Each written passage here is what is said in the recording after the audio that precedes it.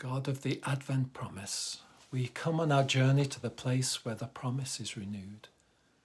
Even in the darkness, we look for the light of your presence to be revealed. Lord, in your mercy, hear our prayer. This prayer is one of 5 collects being prayed during this season of Advent by the Scottish Episcopal Church. They are a collection of prayers which speak to their season of pilgrimage through to this coming year.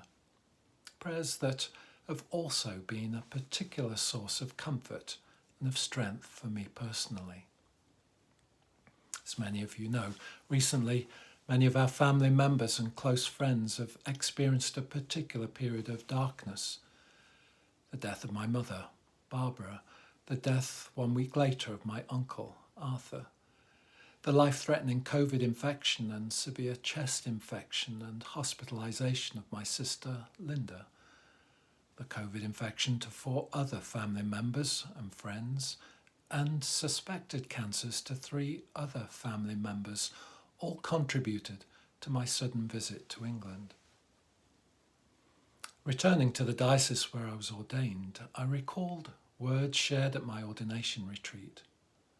In one address to the ordinands, the retreat leader declared that in 40 years of his priestly ministry, there had been no situation that dark into which Christ's light could not shine. I must admit, whilst at 38,000 feet in mid-Atlantic, I wondered if, in this particular dark crisis which our family was so suddenly enveloped in, if it would be true for us. What did that prayer bid? Even in the darkness, we look for the light of your presence to be revealed. The key phrase here is the reminder to look for the light of God's presence. Furthermore, that this light in the darkness was an Advent promise, not simply a hope. So where is God at such times as these? Is it possible for Christ's light to shine in every darkness? It's hard to see, yet alone perceive God, when our eyes are filled with tears and our heads are bowed low in grief and worry. Even so, the collect prayer beckons us to look. If I learned anything on the bike ride across Canada, it was the importance of being attentive in the moment and to look for signs of God's presence everywhere, even when experiencing mechanical breakdowns, injury, bad weather, or a severe accident. But that was then. In the compilation and the continual compounding of bad news after bad news after bad news, this seemed overwhelming.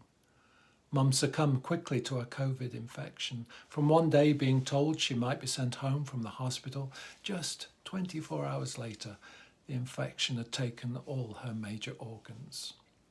The same was true for my uncle. The worry was that Linda, an extreme risk category person, would likely experience a similar fate.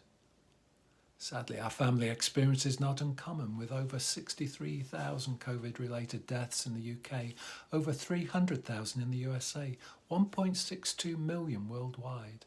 Many families like ours have found themselves plunged into the darkness of these times, reeling from not being able to gather as they would like, or be at the bedside of those who are dying, or hug those who are bereaved, or be present at a funeral to pay their final respects.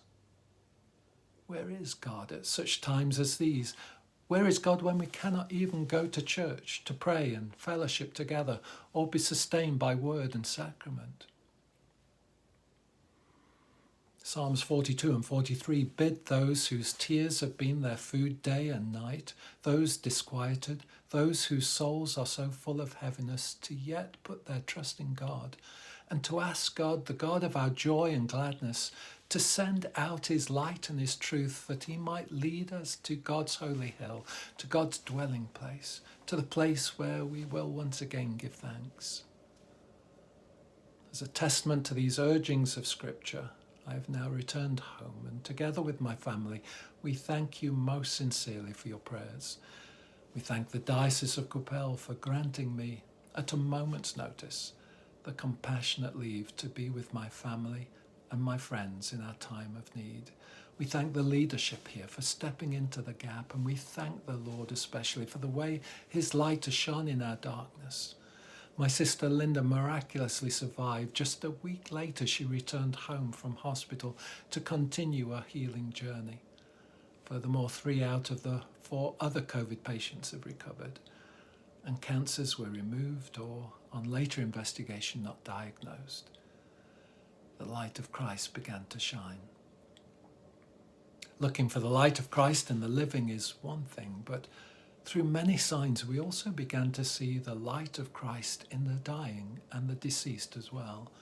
That light that comforts and sustains and assures us of the eternal promises of God and of God's everlasting salvific love.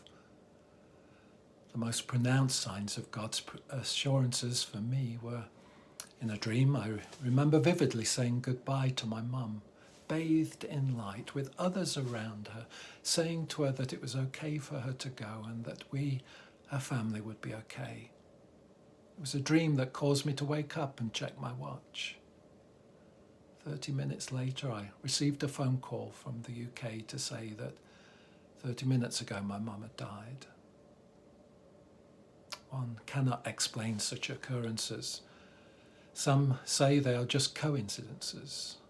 However, in my experience, these types of occurrences happen over and over and over again, especially if we are attentive in the moment and recognize the signs. God incidences that cause us to ponder and wonder at the timeless and in-time moments that Christ's light shines through to us. Similar signs of assurance and light were given to us at Mum's funeral. Though it was November 27, as shafts of sunlight shone through the windows of the 13th century church. 2 colourful butterflies danced in the sunbeams during the 23rd Psalm.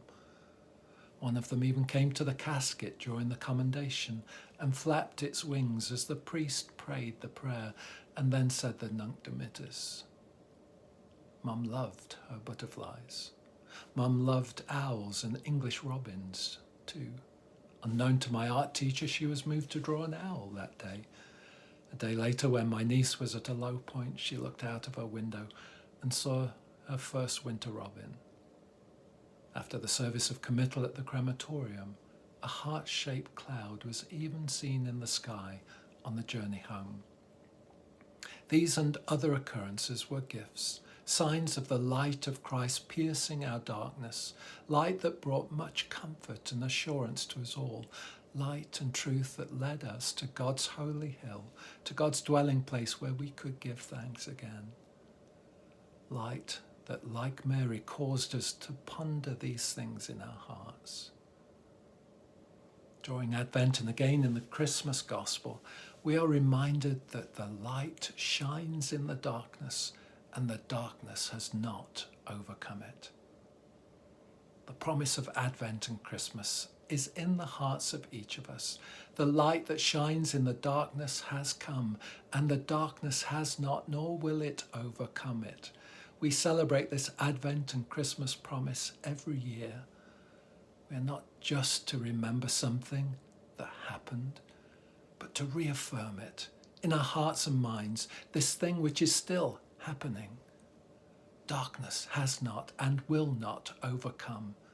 So when we switch on our tree lights or burn our Advent candles, this is the light we should remember. The light which came as a tiny baby in the harshness of winter into a time of great darkness, a time of murderous tyrants and oppressive occupation, to poor shepherds and the homeless family.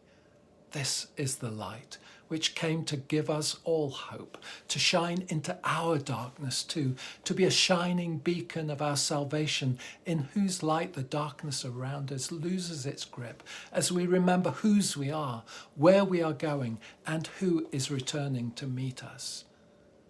That all these things which hurt and haunt us are now being made new, to assure us that we are not alone, that we are loved by God, and that his eternal promises are true. Yes, though these have been dark times for our family, together with the ordination retreat leader, I too can attest that in nearly 28 years of ordained ministry, in nearly 39 years of being a Christian, there has been no situation that dark into which Christ's light cannot shine. For Christ's light shines in the darkness, and the darkness has not overcome it. So have a hope-filled Advent, full of joy, peace, and love, and may your Christmas be blessed with the light and hope of Christ's presence. God of the Advent promise, we come on our journey to the place where the promise is renewed. Even in the darkness, we look for the light of your presence to be revealed. Lord, in your mercy, hear our prayer. There is much darkness these days, but with the light of Christ shining, there is hope. There is hope for us all. Look for that light and treasure that light in your hearts, and pray that that light would become even stronger in the days and months ahead. May the Lord bless you this Christmas and fill you with his love, and may his angels stand guard over you and all in our nation and world. Thank you, and God bless you.